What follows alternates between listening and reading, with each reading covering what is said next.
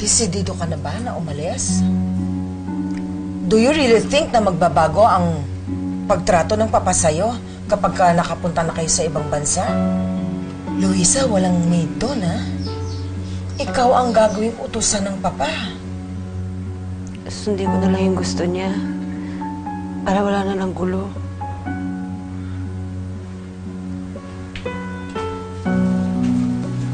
You're not getting it, Luisa.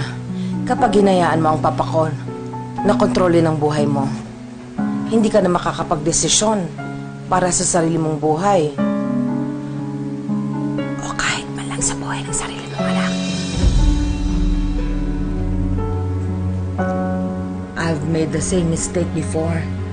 Nang hayaan ko ang papa na kontrolin ang buhay ng mga anak ko. Ni Allison. Look at Allison now. She is a monster.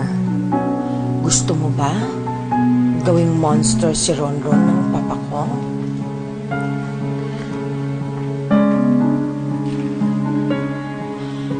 Alam mo, ang layo nun, ha? Sa ibang bansa, ang sabi nila, ang mga tao doon, kapag ka humihingi ng tulong, kahit mamamatay na, walang tumutulong. Now, kung ayaw mo talagang sumama sa papa sa ibang bansa, kaya kitang tulungan. Tutulungan kita na makatakas nang hindi malalaman ng papa.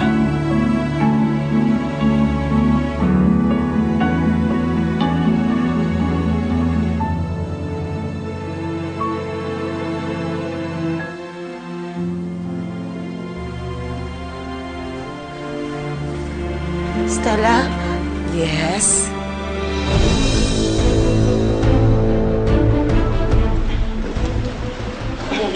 Yung mga gamot ni Ronald, na-impake mo na. Opo, ma'am. Nandito na po. Lahat na po. Teka. Asan si Ronald? Ano na rin po sa sakyan, ma'am. Sige, lisensya ka na. Madalian na kasi. Luisa, padala mo na lang sa driver yung mga gamit. Meron lang akong kukunin sa kwarto. And Luisa, it's good that you're cooperating. Just keep it up. Siguro may chance pa na magkaayos tayo. Huwag mo na lamang ulitin yung ginawa mo pala ng sa akin.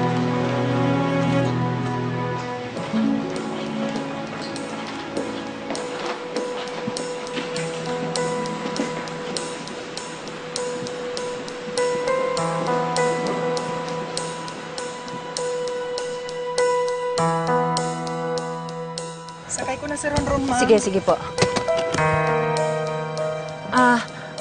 Danilo, pakikuha naman yung bag ko dun sa kwarto. May naiwan lang ako. Sige. Kunin natin yung iba.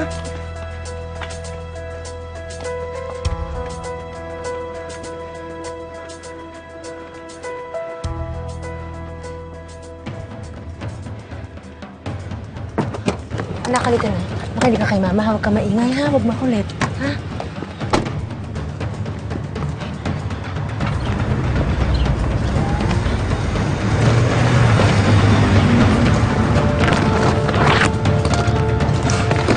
Ayan na ang taxi, Luisa.